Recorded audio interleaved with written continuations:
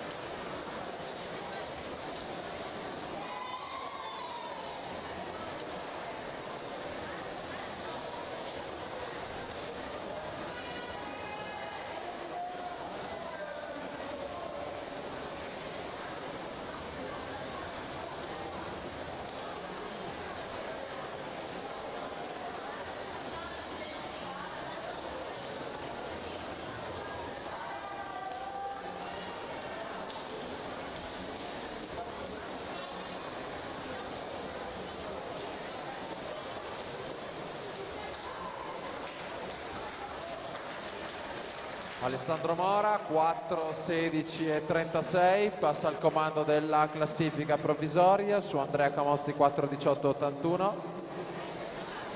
Luis Lancerini 4, 23, 95.